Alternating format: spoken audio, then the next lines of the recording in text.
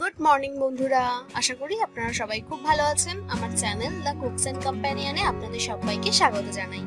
বন্ধুরা, আজ আমি আপনাদের কাছে শেয়ার করে নেব এই শীতের লাল মিষ্টি গাজরের হালুয়া রেসিপি। এই গাজরের হালুয়া কিন্তু ছোট থেকে বড় আমরা সবাই খেতে পছন্দ করি। চলুন তাহলে বেশি দেরি না করে ঝটপট রেসিপিটা শুরু করা যাক।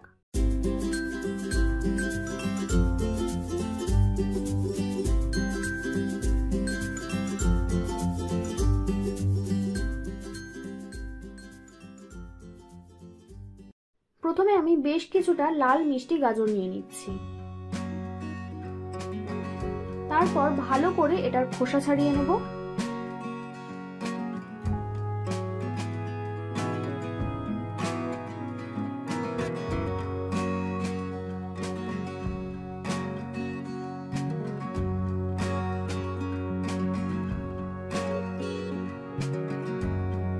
এরপর আমি গাজরের এই মাথার দিকের অংশগুলো কেটে বাদ দিয়ে দেব।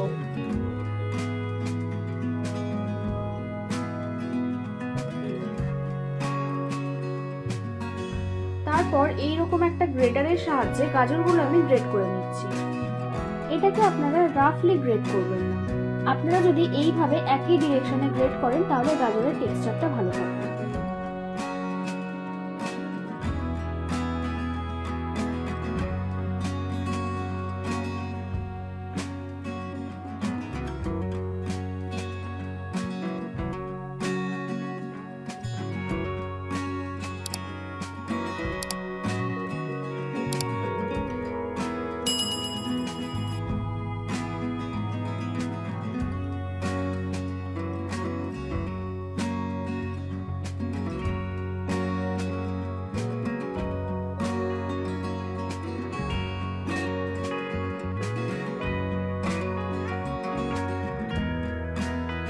এই দেখুন, আমার গাজরগুলো গ্রেট করা হয়ে গেছে, বাকিগুলো আমি অফ স্ক্রিনে করে নিচ্ছি।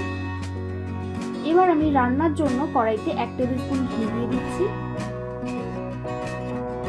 তারপর এতে আমি কিশমিশগুলো ভেজে নেব। কিশমিশ কিন্তু একটু সময় নিয়ে ভাজতে হবে।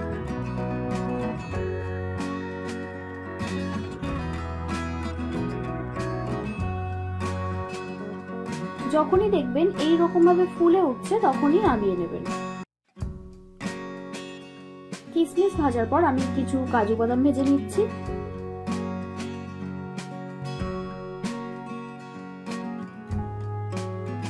কাজু কিন্তু বেশি সময় নিয়ে ভাজলে চলবে না, লাইট গোল্ডেন কালার এলেই তুলে নিতে হবে।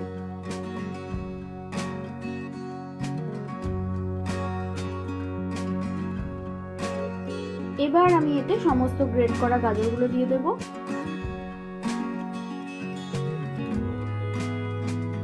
তারপর হালকা করে একটু নাড়াচাড়া করে নেব।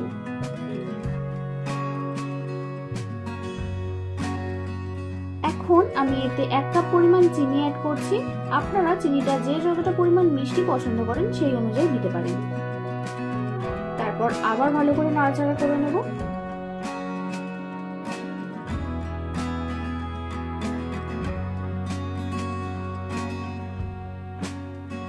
সামান্য একটু নুন দিচ্ছি। ঠিক এই পর্যায়ে চিনিটা অলমোস্ট গলতে শুরু করেছে। এখন আমি এতে 1 গ্লাস পরিমাণে কাঁচা দুধ দিয়ে দেব। দুধটা দেওয়ার পরেই ভালো করে মিশিয়ে নিচ্ছি।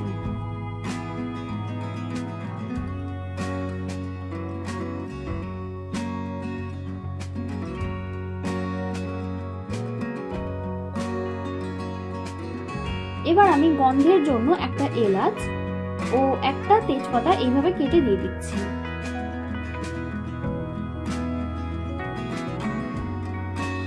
তারপর এটাকে 20 থেকে 25 মিনিট লো ফ্লেমে কুক করতে হবে।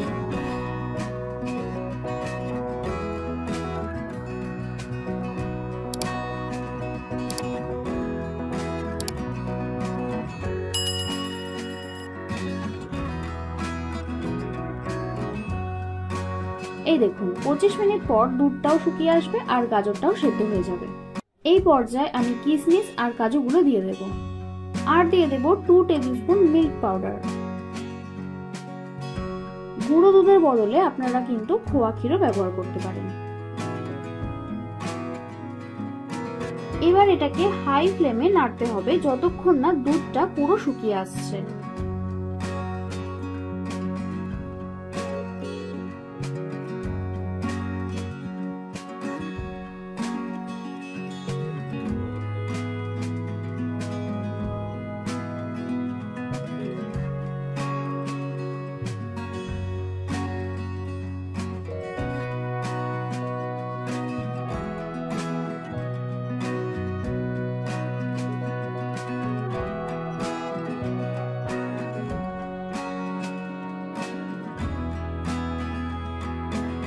এই দেখুন দুধটা পুরো শুকিয়ে গেছে।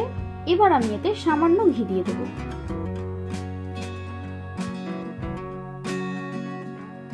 ব্যাস, তাহলেই কিন্তু তৈরি হয়ে যাবে আমাদের গাজরের হালুয়া। দেখুন কতটা সহজেই কিন্তু এই রান্নাটা করে নেওয়া যায়। আপনারা কিন্তু বাড়িতে অবশ্যই ট্রাই করবেন।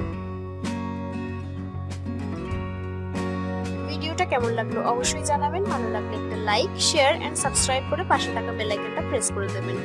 আমি রান্নায় যা যা ব্যবহার করেছি তা কিন্তু আমি সমস্তটাই ডেসক্রিপশনে দিয়ে দিয়েছি, আপনারা চাইলে চেক আউট করতে পারেন। ভালো থাকবেন, দেখা হচ্ছে খুব তাড়াতাড়ি আরো একটি নতুন ভিডিওর সাথে।